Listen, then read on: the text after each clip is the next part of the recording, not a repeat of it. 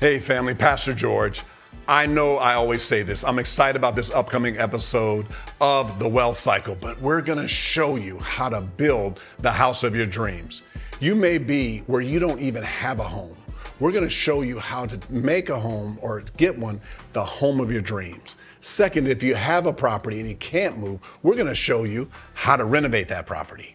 Third, if you want to move from an existing property to a new property, how to make that property get the most rent. We want to show you how to increase value. And then fourth, we want to show you how to run a real estate portfolio and add wealth to it. We want to show you how to build generational wealth through real estate. And we're going to do that today. Are you ready? Ready, set, grow. Hey family, give me a high five. I bet you there's 5 people that you can think of that you can share this with. We want to make it easy for you to ask a question. Just put it right there in the chat. We may not be able to answer all the questions, but we'll do our very best. Hey family, Pastor George, you already know I'm excited about this episode of The Wealth Cycle. You know, you're in one of several buckets. One is you don't have a home. That's one. Second is that you have a home, but right now, because of interest rates, you may not be able to move, but we're going to show you something about what you can do to that home. Then secondly, you may be moving to another home, but you got to fix up the house that you were in to make it rentable and fix up the house that you're moving to. Or fourth, you want to build a real estate portfolio. Well, I want to let you know why this episode is going to be awesome.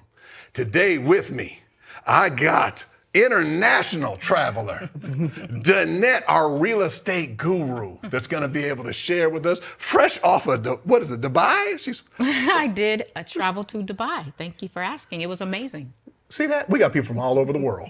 But then also a guest that we've wanted to have for quite some time, and we've been talking for quite some time about doing this, is we have Tamara. Tamara, how are you doing? I'm doing good. Good. I'm great. Happy to be here. Yay. I'm glad. And just so you know a little bit about this, we're going to show you a little bit about renovating and doing things to your home. As I said earlier, I first want you just to tell us a little bit about yourself and then just a little bit about your background. Thank you. Thank you again for having me. I'm excited. I have an extensive background in hotel sales and marketing. That's where I started my career, 25 years, and primarily just marketing hotels, major brands in Los Angeles area, anywhere from Marriott's to Sheraton's to the boutique hotels like SLS and the Roosevelt Hotel on the famous Hollywood Boulevard. So that's where I began my career, and that's how I got involved in interior design. Right. Nice. So why we want to ask these questions, and I know, Danette, you're ready for this. Is that one of the things is, and obviously, we've worked together, and then also, my wife is that whenever you're going out and you're buying a property, you can go out and buy a property. I'm just going to let's use $800,000 a good number. Let's just start with that. Good number today. Let's say, she's going to talk about interest rates. Yeah. So let's say a house is $800,000. You may not be able to find a house that's just turnkey, ready to go. So what we want to talk about is getting a house that's $600,000 that you need to work on. Mm-hmm. So you already know this. You guys know this from me saying this all the time. George, when I'm looking for a house, I'm looking for the ugliest. Did I say ugliest? The ugliest, worst looking house on a big lot. It may be small, on a big lot in a great neighborhood. And then I want to renovate that property because that's actually how you get value.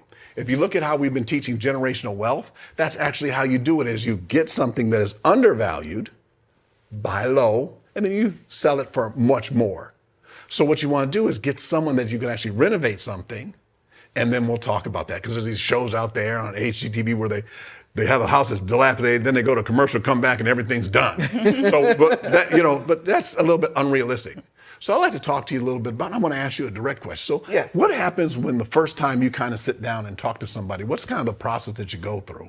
So it's an interview process, right? You want to do a lot of fact finding, asking a lot of questions because the motivation could be a number of different things. You mentioned, you may want to get into a property. It may be your forever home, or maybe a property that you wanted to invest in it. So asking questions to understand what the goal is for your client is most important.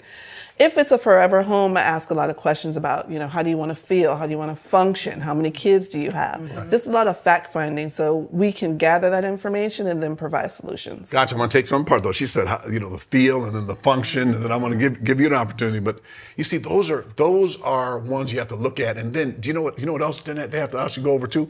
There's also a budget. You guys know that there's actually, Do you know that there has to be, I'm sure everybody wants to be able to look at that and then be able to see. But when you sit down with someone, though, also I want to talk to you about kind of in the area that you look at a house and then you kind of walk into the room and you can kind of see certain things to add value. Can you tell me a little bit about that process of how you do that? So adding value is really important, whether you're going to sell it or keep it, because you want to make sure that the things that you're doing are a good investment, right? That you're going to get something out of it. And a good investment doesn't always necessarily mean financial. Right? It can be something like you mentioned for your children, right? Maybe your kids are really young, and as they're growing up, your space may need to change based on what's happening with your family. So, like for example, if I walk into a home and we're looking at the kitchen, right?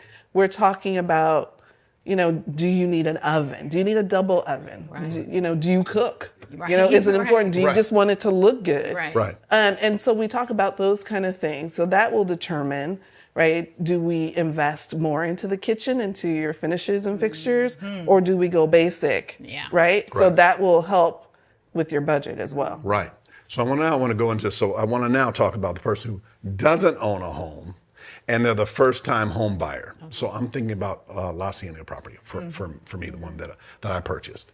I purchased a 2-bedroom condo, 2-bath, kind of near Ladera Center in that area. And one of the things was, I said, we have to get a signature room. So one of the things I do is I try to get one room or one area that I'm going to really, make really, really nice. And we decided it was going to be the bathroom. So then we invested more in that. So I just want to give you that as a tip, and then I want you to add, you guys can both add any color to this one. Yes. You got to find something in your budget that's going to actually work. So like, if you don't have a lot of money when you renovate, you got to say, okay, instead of if there's a crack in the wall, you're going to hang a picture. If there's something on the floor, if the floor isn't right, you're going to put down a rug if there's water damage. But then if you're going to renovate, you're going to figure out where you're going to put the extra money and things like that. So what are some of the things you tell someone, Danette, when they're like a first-time home buyer and everything, and we got to fit in their budget, and they're going after, and I'm sure I'm going to use this word, but I don't mean it as a tough word, turnkey. They looked at all the turnkey homes, and you were outbid. So this is why you're listening to this right now. You were outbid on all the turnkeys. They were all $700, and then they were all $800,000, and then they were all overbid or different things now, or interest rates have gone up to now where you don't qualify for $800,000. So you want to get in where you fit in, as they say. So what are some things you tell people when they're first-time home buyers? Well, I mean, this is a tip more or less probably for a realtor too, but for a buyer, I usually try to tell them with a designer in mind, right? When I make that offer, I'm making the offer with an ask, especially when you're in a down market. But in any market, you can ask for things. In the up markets, they're kind of not really willing to give as much. Right. But if there's a lot of work that needs to be done, sometimes the seller will be willing to give you some money back on the closing, and then that money can be used as your budget for someone to come in and do some renovations on the bathroom. Let's say the bathrooms are really not updated, but the owner knows that, which is why their price is low. They may want to give that money to you as opposed because they didn't have it on the, prior to the sale, but they have it when they sell. So you can ask for that money. That's just a little tip in that arena.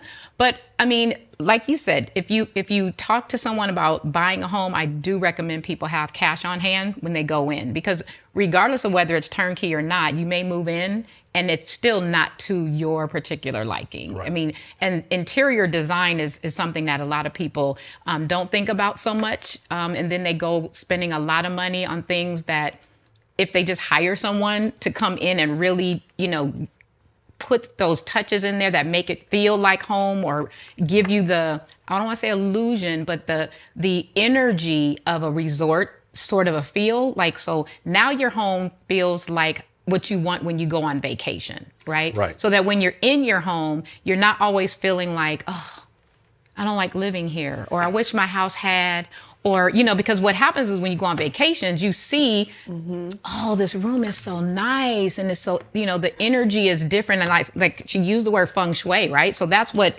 we're going for. So I just tell people like you, when you do the ugly home. People who are buying homes, if they wouldn't always go look for the high-end property, the turnkey property, they might have an opportunity to really turn this property into something that they can really, really enjoy over years to come. Right. No, but you're saying the exact same thing. So what I'm going to do is we're going to show a couple pictures and everything and kind of go through them. And then I want to have you talk through. You can also click here and see which other ones you want. We're going to show them. We're going to show them on the screen to you, and we're going to kind of look at those. But I mean, you brought up some great points. And first of all I think, and then you're going to tell me how many people come in and say, I want that hotel look and feel, because that's exactly my life. That's exactly what my wife said. And let me give you a compliment my daughter gave to you. We went on vacation. And we went to Hawaii I didn't say against my will. Oh, you were about to. I didn't say it. I heard it. That's the one, if you guys watched the episode where I brought all the food with me because of inflation and all those things.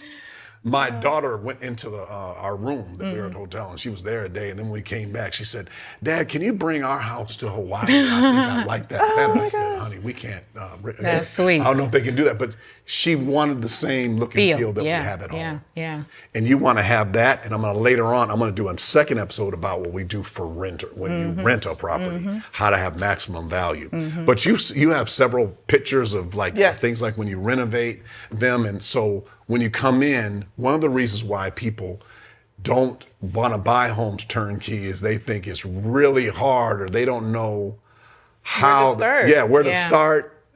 And then there's always people always say that I got ripped off or it took longer. Exactly. They're afraid. And then just expectations. So I'm asking you a lot of questions at once. So I'm going to say, how do you kind of start in doing a renovation and kind of walking them through? And then if you want to reference any pictures, we'll also utilize those. Okay, great. Okay. Do you want me to just show them as we're talking, or? You're going to just talk about it, and then it'll be on the screen. Okay, great. Well, to answer your question, navigate. So we do a couple of things in advance with my firm.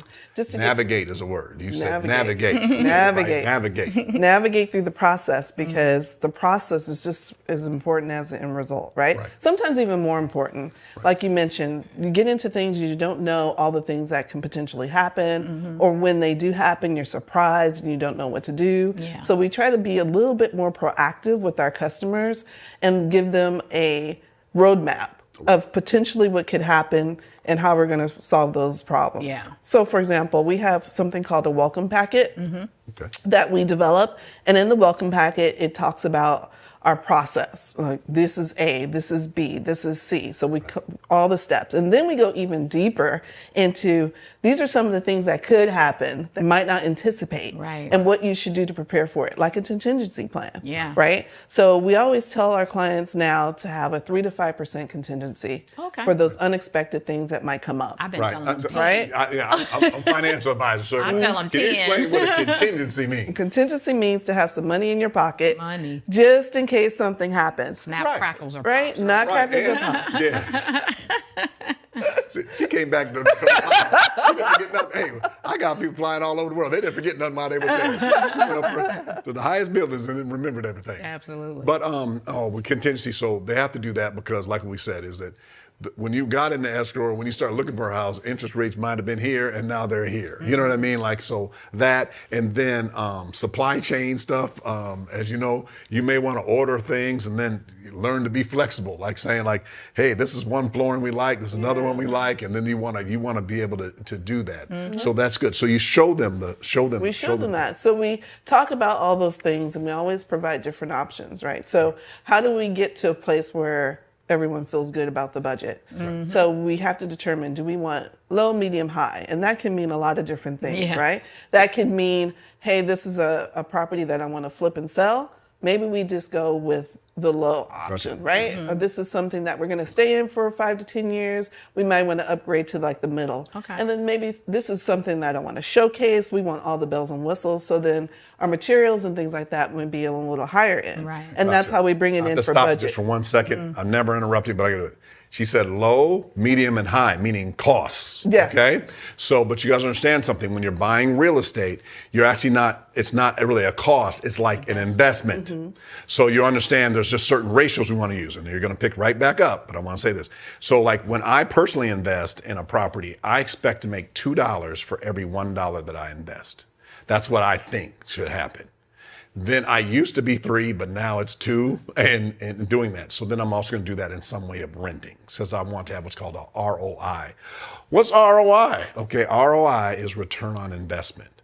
So she said it, but she went quick. She said, you're going to buy it and flip it. So then you understand you want to put the least amount of money to get the highest rate of return. That's what you're saying. If you do medium, that means you're going to keep it, but then you don't know if you're going to rent it. You know what I mean? Like we may rent it, but then also you just may keep it. High end is you're going to live there for a very long time. So one of the things is, I want to come back to what you were saying, is there's also ways that you also work where it appears where you're buying stuff that's medium, but it looks really high end. Yes. Can we look at a few examples that we're doing? So like in this slide that can you just go over this slide a little bit that you're going over? So this home right here, as you see, has a has a bath. So that's the original one. That's the original bathroom. So this is a Spanish bungalow in Long Beach. Yep. And it's a cute little house. And this homeowner, keeping the home, and she actually decided to rent it after we renovated it. This is And so that was unexpected. But we went into the property doing more of a higher end finishes. She wanted her bathroom, some of the keywords she said, I wanted it to feel like a spa, but I don't want to lose the charm. Right. It's a Spanish bungalow. So she didn't want us to tear it apart and put in all these new angled, modern. And modern type. She wanted to feel still Spanish. So we went with a claw tub, which was really nice, which was a big investment. It'll last forever, right? That can stay there for another 100 years. Nothing happened with that tub.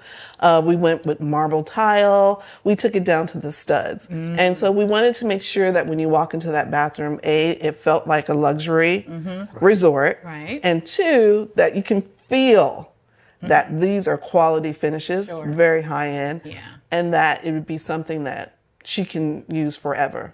So the quality of the fixtures. Gotcha. So what happens is when you're doing higher end finishes, then she decided to rent it. So I want to go over this again. She had the property, then she moved to another place, then she rented this. The amount of rent that you can charge when something has spa-like, but then keeps the charm.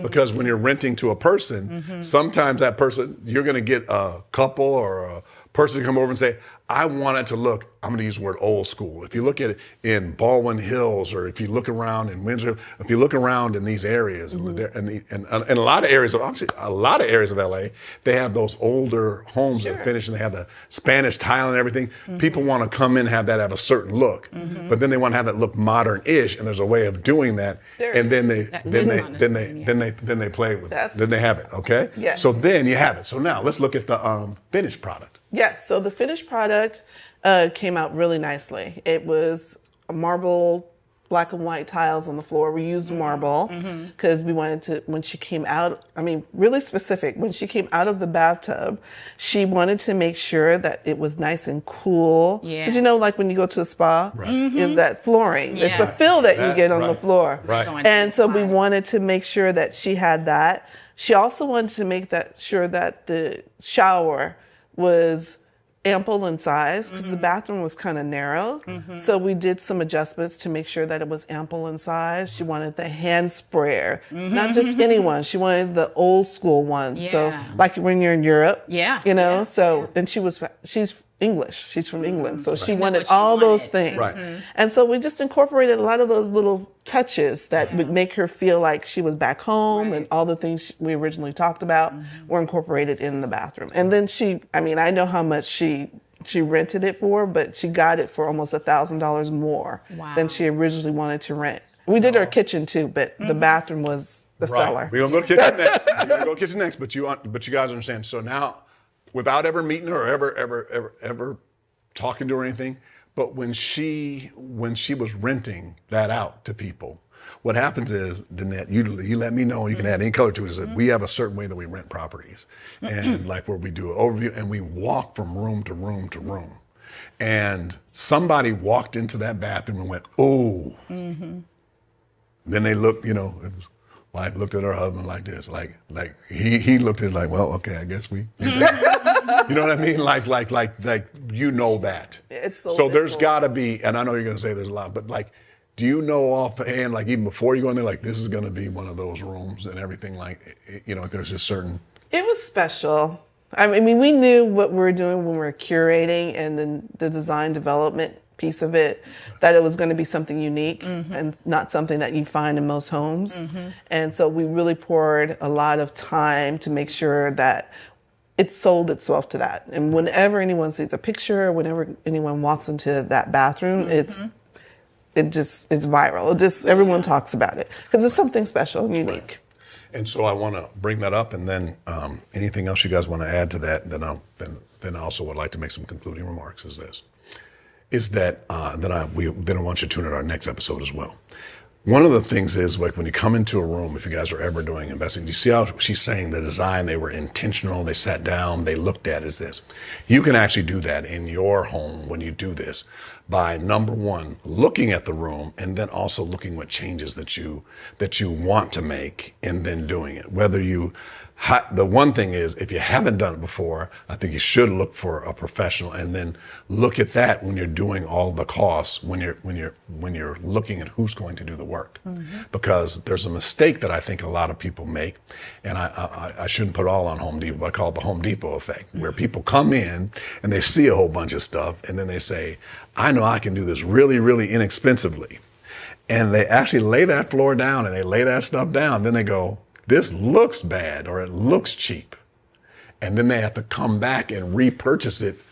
Like they had the cheap stuff, they had the medium and the high. They went in and hired and got the cheapest stuff, put it in there and tried to do it themselves, or just get someone to do it, and then it didn't turn out right. Then they came back and bought the medium and then hired someone, and they paid as much as if it would have been up here. So a couple of things, and then I'm going to ask you what you suggest to that person. But one of the things I think that everybody should do is this, is you want to start casting vision in your home by where you go to your home and you start looking at certain things. You said, if you're going to renovate the home that you're in, or even if you're in escrow and you're buying something, you already know what I'm about to do, Danette, is this. This is actually something that actually works with a pool, so I want to bring this over here and give you an example. But if you're looking at tile or flooring and everything, go buy one of them. And it's might just be a couple of dollars or something like that. Just buy one of them and then walk into the home, if you're going to use that as flooring, and lay it down on the floor. And just start visualizing what the whole floor would look like if it were that. Instead of at the place looking at it at the store and then thinking your house is going to look like that, is actually bringing it to that, okay? Then this is something that could be used in an area for a fireplace and everything like this. This thing heavy. Okay, anyway, so just to let you know, this is real. So in doing this is that, so this is one of the things. When I was, one of the things when I'm in escrow and everything for properties is that I actually go over and pray for them. Every Sunday night after church, we go over and we pray for them and different areas. So I started buying these things. I started setting them down in there. And what happens is that began to motivate me. Right now, I'm talking to the person that you don't have a home, you live in an apartment. Is, you know what you need to do? You need to start buying what's going to be in your home. The Bible says in Habakkuk 2:2, the Bible says, write the vision and make it plain. So if you look it up in the original language, what it's really saying is you write it in big block letters so that if someone is running, they can just look and see it. You should actually go get some flooring and set it in your work area. You should go get some flooring and set it in your home area so that you start to see the vision that God and the plan and the purpose that he has for your life. The Bible says in Jeremiah 29:11 that God has a plan, a purpose for your life, plans of hope and a future. He wants to walk you through certain things. But what happens is you get, not maybe you, but a lot of people, you get distracted by what other people have in their house, by what they have. But what you start doing is you start building your house. And you start with a firm foundation. That starts by having your finances in order. That means your credit. You can watch shows where Danette and I or Crystal and I have done ones where you want to have your credit. Your credit somewhat determines your interest rate. Other than that, and this gentleman by the name of Jerome Powell at the Federal Reserve, that decides your interest rate. Your income determines how much home you can purchase, but your vision determines how your home will look. And if you implement some of the things that we talked about today, that's how you walk through that process. Tamara, I want to bring you back again for another episode. Pray that you learned something. Danette, anything else you want to add? Not today. Not today? We're going to do another episode. We're going to talk a little bit more about two other areas that we really want to get a little deeper into. Number one, we want to look at actually how renovations work. So we're going to look at some properties that she's done. And by the way, she has all these articles. She's all in print and everything, showing all these homes that she's done. We're going to do that and actually walk through them. So all I ask is that you give me a high five. Think about 5 people you want to share this with that you can do this, because you know what you need to start developing? A dream team.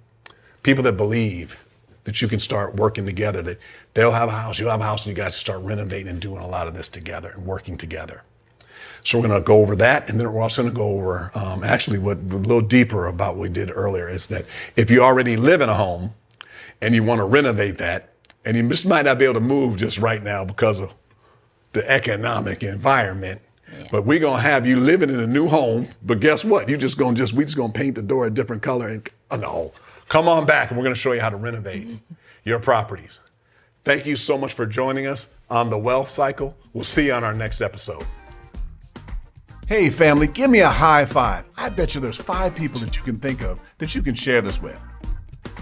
We want to make it easy for you to ask a question. Just put it right there in the chat. We may not be able to answer all the questions, but we'll do our very best.